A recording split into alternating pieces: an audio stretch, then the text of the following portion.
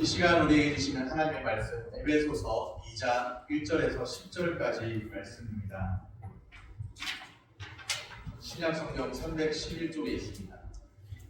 그는 허물과 죄로 죽었던 너희를 살리셨도다. 그때 너희는 그 가운데서 행하여 이 세상 풍조를 따르고 공중의 권세 잡은 자를 따랐으니 곧 지금 불순종의 아들들 가운데서 역사라는 영이라. 전에는 우리도 다 그 가운데서 우리 육체의 욕심을 따라 지내며 육체와 마음에 원하는 것을 하여 다른 이들과 같이 본질상 진노의 자녀이었더니 긍휼이 풍성하신 하나님이 우리를 사랑하신 그 큰 사랑을 인하여 허물로 죽은 우리를 그리스도와 함께 살리셨고 너희는 은혜로 구원을 받은 것이라. 또 함께 일으키사 그리스도 예수 안에서 함께 하늘에 앉히시니 이는 그리스도 예수 안에서 우리에게 자비하심으로써 그 은혜의 지극히 풍성함을 오는 여러 세대에 나타내려 하심이라. 너희는 그 은혜에 의하여 믿음으로 말미암아 구원을 받았으니 이것은 너희에게서 난 것이 아니요 하나님의 선물이라. 행위에서 난 것이 아니니 이는 누구든지 자랑하지 못하게 함이라. 우리는 그가 만드신 바라 그리스도 예수 안에서 선한 일을 위하여 지으심을 받은 자니 이 일은 하나님이 전에 예비하사 우리로 그 가운데서 행하게 하려 하심이니라. 아멘. 샬롬. 주님의 평강이 함께하기를 소원합니다. 오늘 함께 나누고 싶은 주제는 은혜의 구원입니다. 은혜의 구원. 달리 표현하면 죽음과 진노와 자유와 구원에 대한 말씀입니다. 어떻게 죽음과 진노에서 벗어나서 자유와 구원을 얻게 되는가에 대한 말씀입니다. 죽음과 진노와 자유와 구원에 대해서 네 가지 진리를 살펴보려고 합니다. 첫째로, 사람은 죽음의 상태에 있습니다. 충격적인 거부하고 싶은 사실이 있습니다. 사람은 허물과 죄로 죽었습니다. 1절 말씀입니다. 그는 허물과 죄로 죽었던 너희를 살리셨도다. 허물과 죄로 죽었던 너희를 말씀합니다. 허물과 죄로 죽었다고 말씀하죠. 여기서 죽었다는 이 말씀은 신체적인 죽음을 말하는 것이 아닙니다. 살아있는 사람한테 말씀을 전했을 거잖아요. 신체적인 죽음을 말하는 것이 아니죠. 영적인 죽음을 뜻합니다. 그런데 영적인 죽음으로부터 많은 것들이 왔습니다. 영적 죽음, 육체의 고통, 육체적인 죽음, 영원한 죽음이 있습니다. 만일 누군가가 시한부 판정을 받았다고 한번 생각해 보시면 좋겠습니다. 의사가 진단하기를 이제 살 날이 얼마 안 남았습니다. 한 달 정도밖에 안 됩니다. 마음의 준비 단단히 하셔야 되겠습니다. 그때 그 사람이, 이 말을 들은 그 사람이 어떤 반응을 보일까요? 첫 번째 나타날 반응은 부정입니다. 충격을 받고 속으로 말하겠죠. 아닐 거야. 잘못 들었겠지. 이건 아니야. 두 번째 나타날 반응은 분노입니다. 왜 도대체 나에게 이런 일이? 왜 하필 나야? 많고 많은 사람인데 왜 내가? 왜 그런 진단을 받아야 되지? 그렇게 분노하다가 세 번째 반응이 나타납니다. 분노에도 또 분노에도 어쩔 수 없는 현실이죠. 곧 우울해집니다. 분노에도 소용없다는 건 아닙니다. 우울해져. 우울 그 다음에 나타나는 네 번째 반응이 있습니다. 수용입니다. 어쩔 수 없는 현실을 이제는 받아들이게 되는 거죠. 부정, 분노, 우울, 수용입니다. 오늘 사도가 전한 이 말씀, 곧 죽음에 대한 말씀입니다. 허물과 죄로 죽었던 너희, 죽었다고 말씀합니다. 이 말씀에 직면해야 합니다. 허물과 죄로 죽었다는 말씀입니다. 장차 죽게 될 것이다, 그렇게 말하지 않았고 허물과 죄로 죽었던 너희, 분명히 그렇게 말씀하셨습니다. 허물과 죄로 죽었습니다. 허물과 죄를 마주해야 합니다. 그냥 나는 잘 살고 있다고 생각할래? 그것이 아니라 마주해야 하는 거예요. 허물과 죄를 마주해야 하고 죄와 비참을 마주해야 합니다. 허물과 죄로 죽었다는 이 말씀을 들어야 합니다. 이 말씀을 들어야 듣는 자에게, 죽었다는 이 말씀을 듣는 자에게 하나님의 살리시는 역사가 있게 될 줄로 믿습니다. 그러면 허물과 죄로 죽었다는 이 말씀이 무슨 뜻인가요? 에베소서 4장 18절 말씀입니다. 그들의 총명이 어두워지고 그들 가운데 있는 무지함과 그들의 마음이 굳어짐으로 말미암아 하나님의 생명에서 떠나 있도다. 하나님의 생명에서 떠나 있도다. 허물과 죄로 죽었다는 말씀은 하나님의 생명에서 떠나 있는 상태를 의미합니다. 영적 죽음이죠. 하나님의 생명에서 떠나 있는 거예요. 하나님과 단절된 상태입니다. 스스로는 살았다고 말할지 몰라도, 스스로는 생물학적으로 보면 살아서 활동하니까 살아있다고 말할지 몰라도 하나님의 생명에서 떠나 있는 상태, 하나님과 단절된 상태입니다. 하나님과 단절된 인생은 영적 죽음, 육체적인 고통, 육체의 죽음, 영원한 죽음을 맛보게 됩니다. 영적 죽음은 하나님과 단절된 상태입니다. 하나님과 단절된 상태. 지금도 우리 주변에 보면 하나님을, 예수 그리스도를 믿지 않는 하나님과 단절된 상태로 사는 사람들이 있죠. 영적 죽음에서 육체적 고통도 찾아왔습니다. 하나님이 처음 창조한 세상은 보시기에 심히 좋았는데 어떻게 고통이 들어왔는가? 하나님의 생명으로부터 떠나게 될 때, 하나님에서 떠나게 될 때 우리에게 육체적인 어떤 고통도 찾아왔습니다. 육체적 고통은 영적 죽음의 부산물이라는 말씀이죠. 육체의 죽음은 영혼과 육체에 단절된 상태입니다. 영적 죽음은 하나님과 단절된 상태라면 육체의 죽음은 영혼과 육체에 단절된 상태. 우리 육신을 벗어버리고 떠나게 될 그런 상태가 있다는 것. 영원한 죽음이 있다고 했죠. 영원히 하나님과 단절된 상태입니다. 이것을 성경에서는 영벌이라고 이야기를 합니다. 영벌. 영생이 있고 영벌이 있습니다. 영적 죽음, 육체의 죽음, 영원한 죽음, 다 죽음이잖아요. 이 죽음은 모두 다 단절입니다. 단절. 영적 죽음은 하나님과 단절, 육체의 죽음은 영혼과 육체의 단절, 또 영원한 죽음은 하나님과 영원히 단절, 단절, 분리, 단절이고 분리입니다. 하나님과 단절되었습니다. 영혼과 육체가 단절을 경험할 날이 곧 옵니다. 어떤 사람은 영원히 하나님과 단절을 경험하게 되죠. 성경에서 말하는 영벌의 상태. 영적 죽음, 육체의 고통, 육체의 죽음, 영원한 죽음이 있습니다.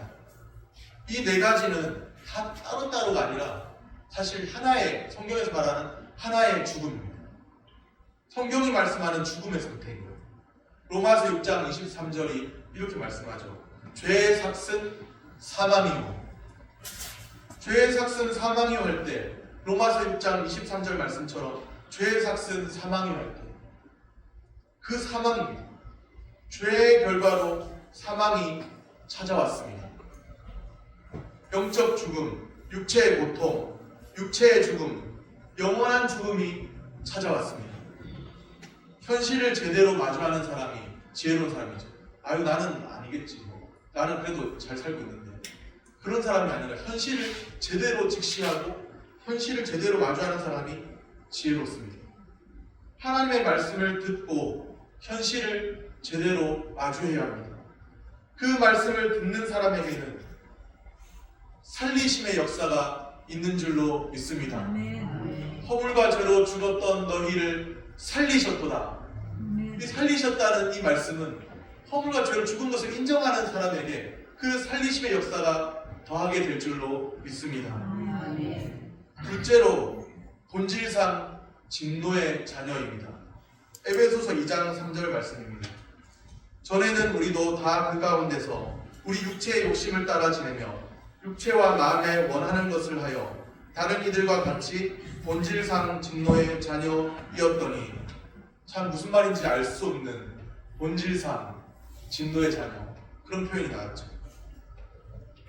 전적인 죄인이라는 말씀입니다. 전적인 죄인. 인간의 생각도 감정도 의지도 모든 것이 다 타락했습니다. 전인격, 전범위가 다 타락했다는 거죠. 전적으로 부패한 인간입니다. 전적으로 부패한 인간. 하나님을 찾지도 않습니다. 하나님은 우리의 창조주이신데 우리의 창조주 하나님을 찾지 않는다는 거예요. 본래 기원자, 우리의 기원이 되시는 그분, 하나님을 찾지 않아요. 오히려 하나님을 찾지 않고 허망한 것을 따르는 존재죠. 세 가지를 따릅니다. 본질상 진노의 자녀가 따르는 것이 무엇인지 오늘 말씀을 통해 주의 깊게 살펴보시기를 바랍니다. 에베소서 2장 2절에 보면 이 세상 풍조를 따르고, 이 세상 풍조를 따릅니다. 공중의 권세 잡은 자를 따랐으니, 공중의 권세 잡은 자를 따릅니다. 공중의 권세 잡은 자는 곧 지금 불순종의 아들들 가운데 역사하는 영이라, 그렇게 말씀합니다. 이 세상 풍조를 따르고 공중의 권세 잡은 자를 따릅니다. 에베소서 2장 3절에 보면 육체의 욕심을 따라 지내며, 육체의 욕심을 따릅니다. 본질상 진노의 자녀가 따르는 세 가지, 이 세상 풍조를 따릅니다. 공중의 권세 잡은 자를 따릅니다. 육체의 욕심을 따라 지냅니다. 창조주 하나님을 따르는 것이 아니고 이 세 가지를, 허망한 것을 따른다는 거예요. 본질상 진노의 자녀, 그 영적인 상태에서 돌이켜야 합니다. 이것이 진정으로 우리를 살게 할 길인 줄로 믿습니다. 셋째로, 죄에서의 자유의 길이 있습니다. 허물과 죄로 죽었던 자가 죄에서 자유를 누립니다. 어떻게 말인가요? 죄에서의 자유는 그리스도 안에 있습니다. 오늘 본문 7절 말씀입니다. 이는 그리스도 예수 안에서 우리에게 자비하심으로써 그 은혜의 지극히 풍성함을 오는 여러 세대에 나타내려 하심이라. 아멘.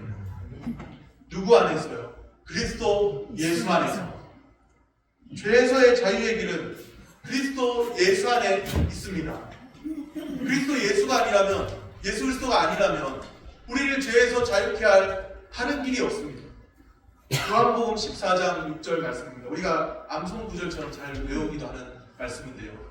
예수께서 이르시되 내가 곧 길이요 진리요 생명이니 나로 말미암지 않고는 아버지께로 올 자가 없느니라. 예수님으로 말미암지 않고는 아버지께로, 하늘 아버지께로 올 자가 없다고 말씀합니다. 예수님으로 말미암지 않고는. 그런데 그뿐만 아니라 먼저 뭐라고 말씀하시냐면 내가 곧 길이요 진리요 생명이니, 그렇게 말씀하세요. 길이요 진리요 생명이니. 헬라어 원어로 보면 더 그 뜻이 선명해지는데요. 에고 에이미 헤 호도스 카이 헤 알레테이아 카이 헤 조에, 이렇게 되어 있습니다. 헤라는 정관사 더가 붙어 있는 거예요.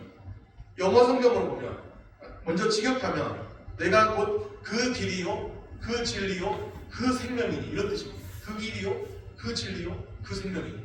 헬라 원어를 보면.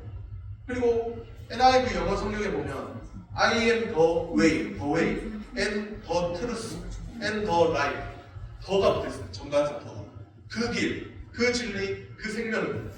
유일한 길, 아버지께로 갈 수 있는 유일한 길, 유일한 진리, 유일한 생명이라는 말씀입니다. 다시 에베소서 2장 1절을 봅니다. 에베소서 2장 1절 말씀입니다. 그는 허물과 죄로 죽었던 너희를 살리셨도다. 누가 살리셨느냐? 그가 살리셨습니다. 예수 그리스도께서 살리셨습니다. 예수 그리스도께서 유일한 길이십니다. 영생과 사망의 의미, 성경적 의미의 삶과 죽음에 대해 우리는 분명히 알아야 합니다. 생물학적으로 살아있다고 살아있는 것이 아니고, 생물학적으로 죽었다고 죽은 것이 아니고, 우리의 생명과 사망이, 성경에서 말하는 생명과 사망이 무엇인지를 분명하게 알아야 합니다. 영생과 사망의 의미, 생명과 삶의 의미를, 사망의 의미를 분명히 알아야 합니다. 생물학적 의미의 삶과 죽음을 말하는 것이 아니라는 것이죠. 요한복음 17장 3절 말씀입니다. 영생은 곧 유일하신 참 하나님과 그의 보내신 자 예수 그리스도를 아는 것입니다. 이것만큼 영생에 대해서 분명하게 설명하는 성경 구절을 본 적이 없는 것 같아요. 영생은 곧 유일하신 참 하나님과 그가 보내신 자 예수 그리스도를 아는 것입니다. 요한복음 17장 3절 말씀이죠. 영생은 곧 하면서 말씀합니다. 영생의 참 의미를 설명합니다. 유일하신 참 하나님, 그가 보내신 자 예수 그리스도를 아는 것, 그것이 영생이라고 말씀하고 있습니다. 성경이 그렇게 분명하게 말씀합니다. 예수 그리스도를 아는 것, 예수 그리스도를 아는 것. 제가 말씀드렸죠. 윤석열 대통령 안다고. 그런데 식사 한번 같이 한 적이 없습니다. 그렇게 아는 것을 안다고 말하지 않는다는 것입니다. 머리로 아는 것, 지식으로 아는 것을 안다고 말하지 않는다는 거예요. 인격적으로 아는 겁니다. 부부가 한 지붕 아래서 같이 사는 것처럼, 그렇게 아는 것처럼 인격적으로 아는 것. 예수 그리스도를 지식으로만 붙들고 있는 것이 아니죠. 예수 그리스도를 인격적으로 영접해야 합니다. 인격적으로. 예수 그리스도가 유일한 길, 유일한 진리, 유일한 생명이심을 믿습니다. 넷째로 오직 믿음이 나를 구원합니다. 오직 믿음이. 에베소서 2장 8절 말씀입니다.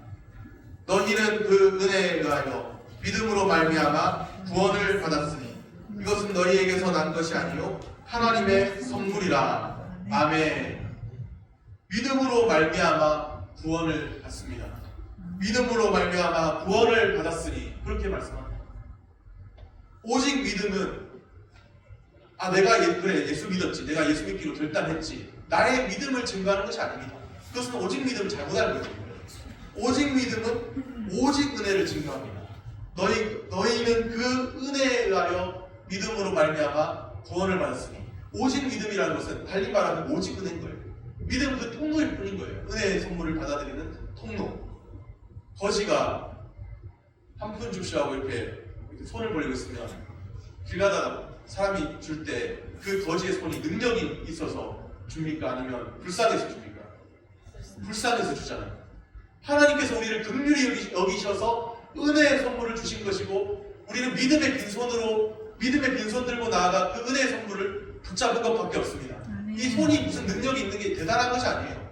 오직 은혜, 오직 믿음입니다. 오직 은혜, 오직 믿음입니다.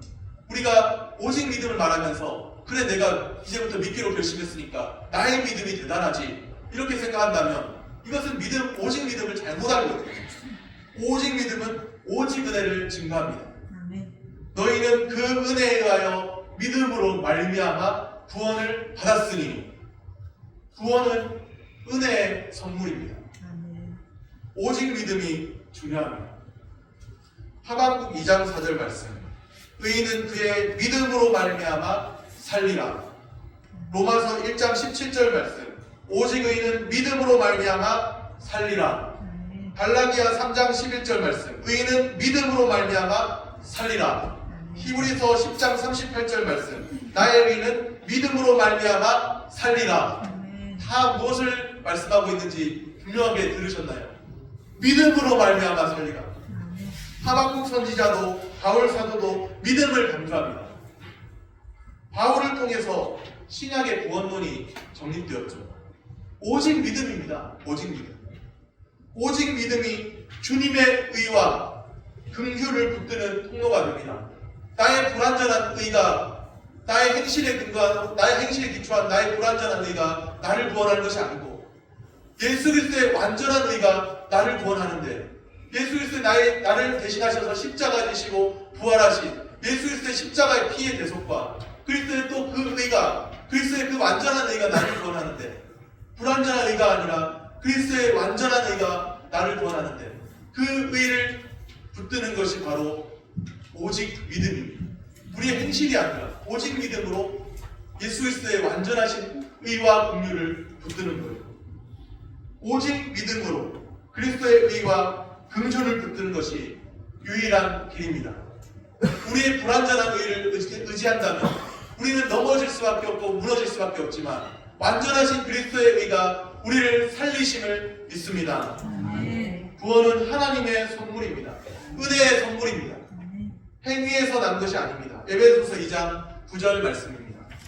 행위에서 난 것이 아니니 이는 누구든지 자랑하지 못하게 함이라.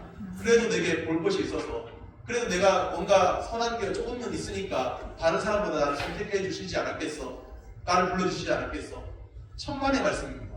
우리에게 무슨 잘난 것이나 선한 것이 있어서가 아니라, 우리의 행위 때문이 아니라 그리스도의 우리를 긍휼히 여겨주시는 오직 선물로 주신 은혜입니다. 행위는 구원의 공로가 될 수 없습니다. 주님이 보시기에는 이 사람이나 저 사람이나 최 목사나 저 사람이나 다 똑같은 사람들이고, 50보 100보 다 똑같은 사람이고, 그리스도 때문에 우리를 구원하신 겁니다. 오직 그리스도의 완전하신 의와 공로만이 우리를 구원합니다. 우리의 행실이 무슨 공로가 되어서 구원에 조금이라도 보탬이 되어서 우리를 구원한 것이 전혀 아닙니다. 오직 그리스도의 완전하신 의와 긍휼이 우리를 구원합니다. 우리는 그것을 오직 믿음으로 붙들 뿐입니다. 오직 믿음은 오직 그리스도를 증거합니다. 오직 믿음은 오직 은혜를 증거하고, 오직 믿음은 오직 그리스도를 증거합니다. 오직 은혜, 오직 믿음, 오직 그리스도입니다. 그러면 이제 우리는 어떻게 살아야 합니까? 오직 믿음, 오직 은혜, 오직 그리스도, 그리고 그렇게 구원받았다는 것 알겠는데, 그러면 우리는 어떻게 살아야 하냐? 구원의 은혜를 감사하며 살아야 합니다. 에베소서 2장 10절 말씀입니다. 우리는 그가 만드신 바라 그리스도 예수 안에서 선한 일을 위하여 지으심을 받은 자니, 이 일은 하나님이 전에 예비하사 우리로 그 가운데서 행하게 하려 하심이니라. 아멘. 그리스도 예수 안에서 선한 일을 위하여 지으심을 받았습니다. 우리의 행실이 우리를 구원하는 건 아니지만, 구원의 은혜 간격을 알고 나면 구원의 은혜에 대한 반응으로 구원의 은혜를 감사하며 살아가게 됩니다. 우리는 그가 만드신 바라 그리스도 예수 안에서 선한 일을 위하여 지으심을 받은 자라고 분명하게 말씀합니다. 우리를 구원하신 그 은혜, 무엇으로부터 구원하셨나요? 죄와 비참으로부터, 허물과 죄로 죽었던 자를 구원해내셨습니다. 그것은 구원의 은혜에 감사하면서 이제는 하나님의 선한 역사 위에서 하나님의 영광에 살아가라고 우리를 그렇게 부르셨습니다. 구원의 은혜에 감사하며 사시기를 바랍니다. 은혜의 구원을 선포하면서 4가지 진리를 말씀드렸죠.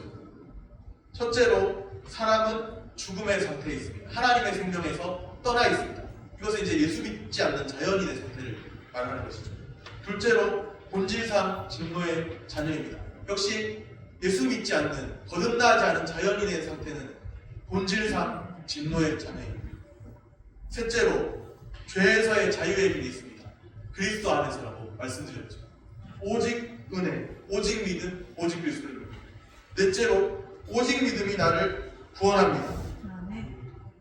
오직 믿음으로 그리스도의 의와 긍휼을 붙듭니다. 성경을 알고, 예수를 알고, 구원을 알게 되기를 바랍니다. 너희가 어려서부터 성경을 알았나니, 그 성경에는 교훈과 책망과 바르게 함과 의로 교육하기에 유익한데, 그리스도 예수를 아는 지혜가 거기에 담겨 있습니다. 성경을 통해서 우리는 예수를 알아야 되고, 예수로 말미암아 우리는 구원을 알아야 합니다. 성경을 알고, 예수를 알고, 구원을 알기를 바랍니다. 기도하겠습니다.